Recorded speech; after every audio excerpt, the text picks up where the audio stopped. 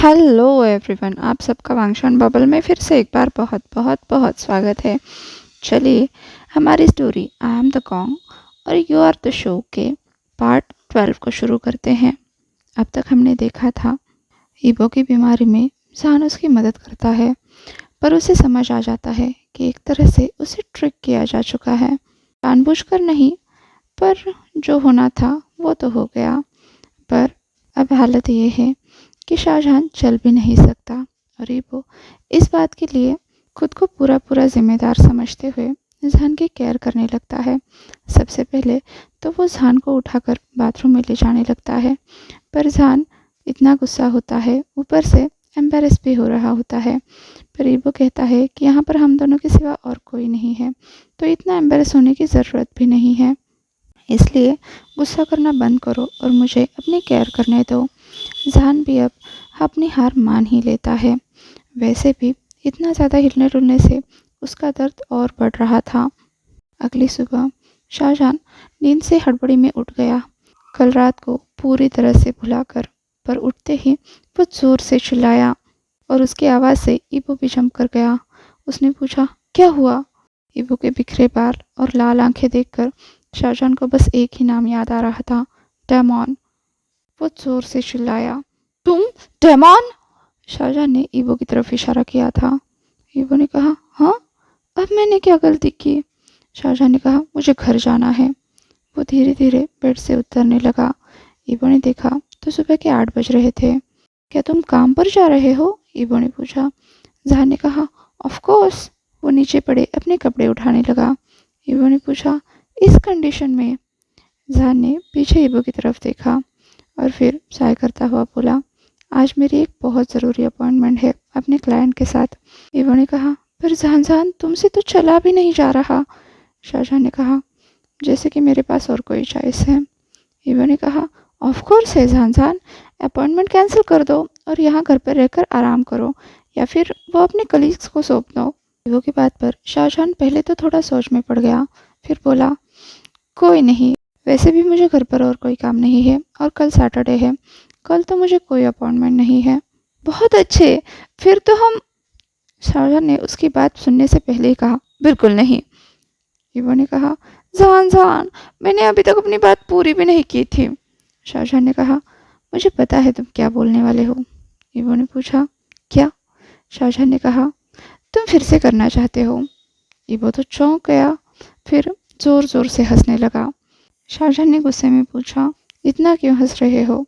ईबो ने कहा, क्योंकि तुम्हारा ब्रेन बहुत ज़्यादा डर्टी है जानसान। ईबो हंसना रोक ही नहीं पा रहा था। शाहजहां ने कहा, हंसना बंद करो फ्रीक।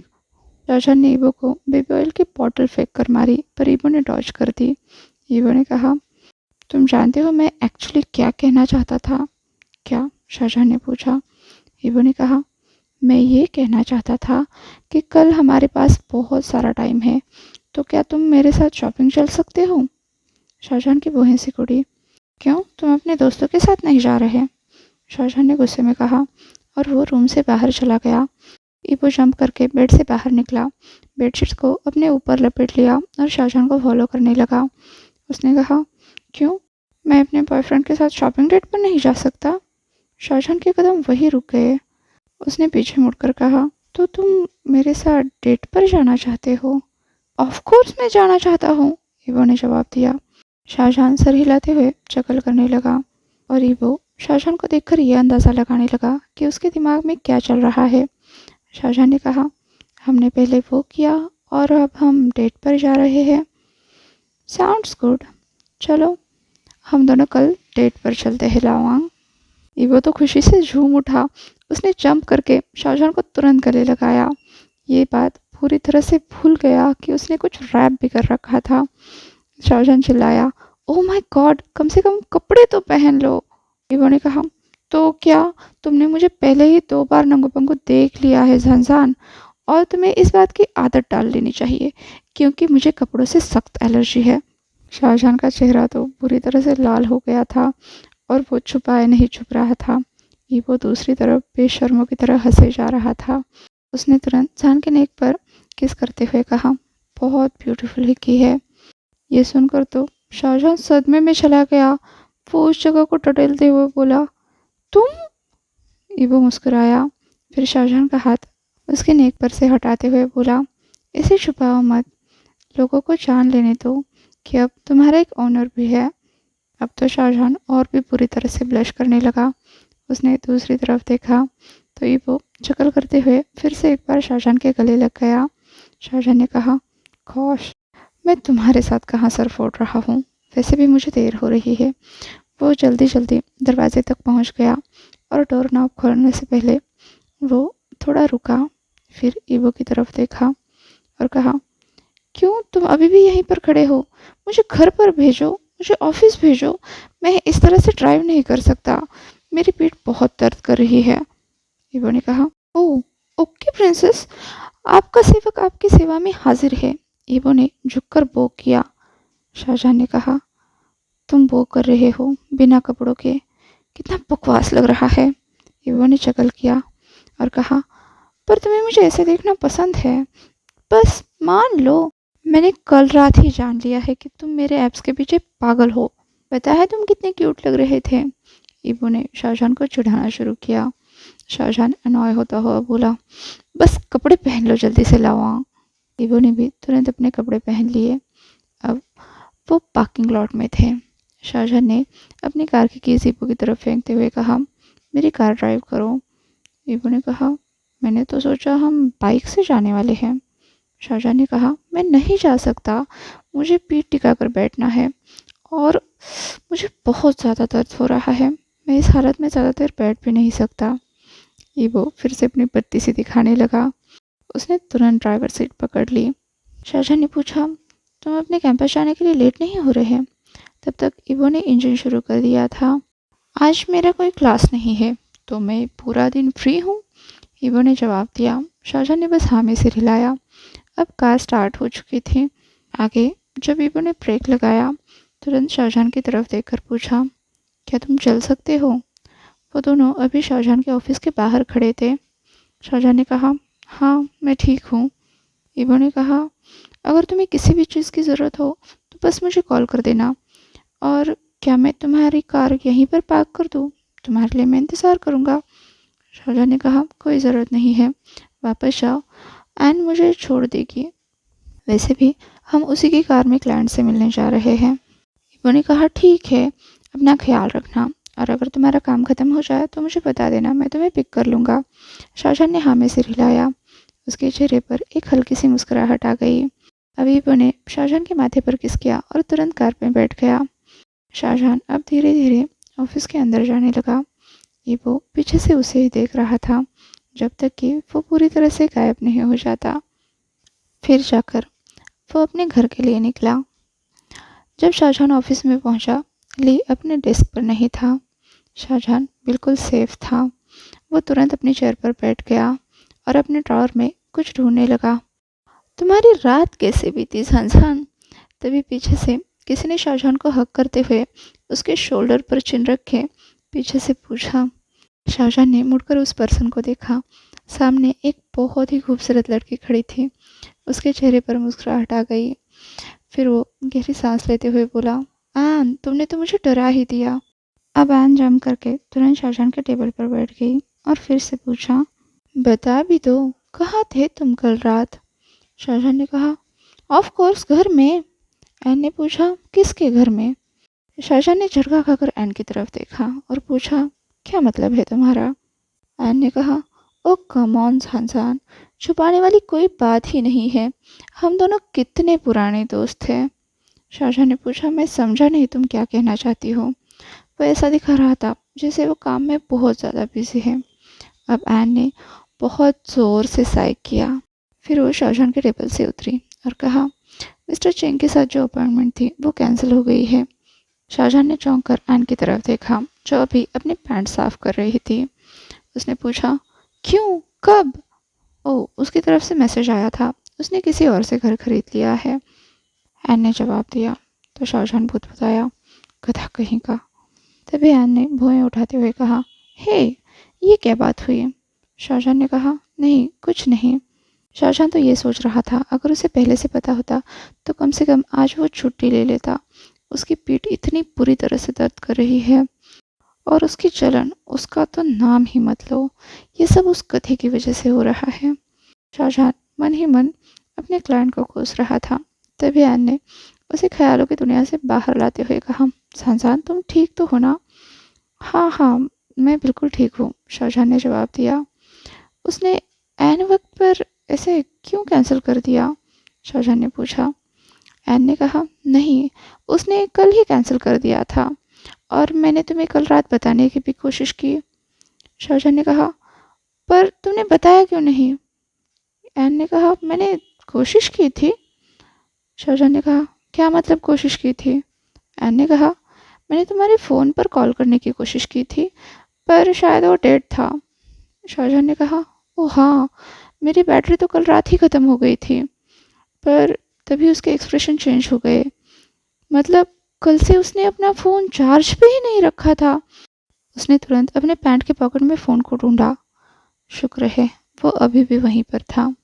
एन ने चकल किया और पूछा, शाहजहान तुम कहाँ पर थे? शाहजहान ने उसे घूरते हुए कहा, मुझे ऐसे पुकारना बंद करो। तब एन जोर से हंसने लगी। ओह, ये तो तुम्हारा पेट नेम है ना, तुम्हारे बाय ने तुम्हें दिया है। क्या सिर्फ वो ही तुम्हें शाहजहान पुकार सकता है? एन ने चिढ़ाया।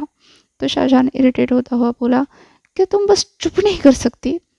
एन ने कहा, बिल्कुल नहीं, तुम बहुत क्यूट लगते हो जब तुम शाय होते हो। एन ने शाहजहान के गाल पकड़े और शाहजहान ने तुरंत चपेट मारकर उसका हाथ हटा दिया। एन ने कहा, बता भी दो, कल रात तुम कहाँ थे? मैंने तुम्हारे फ़ोन पर कॉल किया, तुमने उठाया नहीं। तो मैंने तुम्हारे घर पर कॉल किया, वो भी नहीं उठाया। तो मैं खुद तुम्हारे घर पर आई थी, पर तुम घर पर भी नहीं थे। क्या सच में मेरे घर पे? शाहजहान अब बहुत बुरी तरह से पकड़ा जा चुका था। एन ने एक दिखावटी स्माइल करते हुए बस हाँ में सिर हिलाया। शाहजहान ने कहा, एन, मैं तुम्हें एक सीक्रेट बताऊं, तुम किसी को बताओगी तो नहीं? क्या बात है? एन ने पूछा। तो शाहजहान उसके पास खुसफुसाया, हमने वो किया ईवो के साथ लास्ट नाइट। एन का तो मुंह खुला का खुला रह गया, पर उसने तुरंत उसे ढक भी लिया। कैसे? उसने पूछा। किया तो सही, पर बदले में मेरी वाट लगी, शाहजहान ने कहा। कैसी वाट? एन ने पूछा। शाहजहान ने कहा, मेरे पेट में बहुत दर्द हो रहा है और जलन भी। कोई दवाई लगा लो जान, एन ने कहा। कैसी दवाई? जान ने पूछा। एन ने कहा, मुझे नहीं पता, पर मेडिकल स्टोर पे कोई तो मिल जाएगी। ओ ठीक है एन, बट ये बात किसी को बताना मत, खास करके उस गधे के बच्चे को तो बिल्कुल मत बताना, शाहजहान ने कहा। तभी पीछे से आवाज़ आई, कैसा सीक्रेट जान? मतलब ली पहले से ही वहाँ पर मौजूद था। शाहजहान चौंक कर पीछे देखते हुए बोला, शैतान का नाम लिया, शैतान हाजिर, तूने पहले से ही सुन रखा है ना? ली ने स्मक किया और कहा, क्या, मैं तो अभी अभी आया हूँ। ली अपनी चेयर खींचकर उस पर बैठ गया। शाहजहान ने कहा, तुम्हारे चेहरे से ही दिख रहा है, और ये इविल स्मोक। ली हंसने लगा और उसे चिढ़ाते हुए बोला, ओह शो तो गुस्सा हो गया। शाहजहां ने अपने हाथ में पड़े फाइल से ली को जोर से चप्पट लगाई, पर ली ने तुरंत उसे टॉर्च कर दिया और उल्टा जान को चिढ़ाने लगा, तो तुम सच में शो बन गए जान। शट अप, जान चिल्लाया। अब एन और ली दोनों भी बड़े जोर से हंसने लगे। करीब 2 घंटे बाद ईवो भी वापस घर पर पहुंच चुका था। उसके हाथ में एक छोटा सा प्लास्टिक बैग था जो उसने टेबल पर रख दिया। फिर वो अपने रूम में चला गया, जो बहुत ही ज़्यादा मेसी बन चुका था। कल रात के कपड़े अभी भी फ्लोर पर बिखरे पड़े थे। ब्लैंकेट भी कहीं दूर जाकर गिरा था। बेडशीट भी पूरी तरह से खराब हो चुका था। वहाँ पर एक स्पॉट साफ साफ दिखाई दे रहा था। ईवो अपने बेड तक चला गया और उसके एक कोने पर बैठ गया। उसने उस दाग को छुआ बड़े प्यार से। ये कल रात की निशानी थी उनके पहली दफ़ा प्यार करने की। ईवो मुस्कुराया, उनके पहली बार के बारे में सोचने लगा। ऑफ कोर्स ये उनका पहली बार नहीं था, मतलब दोनों भी स्ट्रेट थे, लेकिन उनका एक दूसरे के साथ पहली बार था। उनके मिलने के बाद काफ़ी कुछ बदल गया था। ईबो बुदबुदाया, सान फाइनली तुम बस मेरे हो। तभी दरवाजे की घंटी बजी और ईबो भी रियलिटी में वापस आ गया। वो दरवाज़ा खोलने के लिए चला गया। दरवाजे पर उसके तीनों दोस्त उसके साथ हैंग आउट करने के लिए आए थे। गोचिंग चिल्लाते हुए अंदर घुसा, डूड, तुम तो हमारे साथ हैंग आउट करना भूल ही गए हो। पीछे से ची पेंगशी ने भी कहा, हाँ, उसे अब एक क्यूट बॉयफ्रेंड जो मिल गया है। ईबो के तीनों दोस्त बिना वेलकम के सीधा अंदर घुस गए। ईबो बस आंखों ही आंखों में उन्हें फॉलो कर रहा था। उसने दरवाज़ा बंद किया, फ्रिज तक चला गया, पानी की बोतल निकाली और उसे एक सिप लिया। अब फैंगशिंग अपने हाथ में पड़े दो प्लास्टिक के बैग ईबो को दिखाते हुए बोला, ईबो, हम तुम्हारे लिए लंच लेकर आए हैं। फैंगशिंग डाइनिंग टेबल के पास चला गया, अपने हाथ के दोनों बैग्स वहाँ रखे और वहाँ पड़ा तीसरा बैग देखकर पूछा, ईबो, क्या तुम बीमार हो? ये दवाई किसके लिए है? ईबो चौकन्ना हो गया। उसने दौड़कर फैंगशिंग के हाथ से बैग छीन लिया और कहा, ये मेरी नहीं है। फैंगशिंग तो परेशान होकर ईबो को देखे जा रहा था, पर काउच पर बैठे दोनों शैतानों की नज़रों में कुछ और ही आ गया था।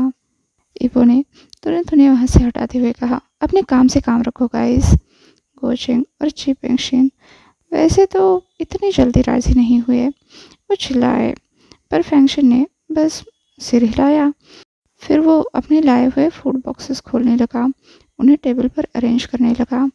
फैंगशिन ने अपने दोस्तों को आवाज़ लगाई, गाइस चलो पहले खाना खाते हैं।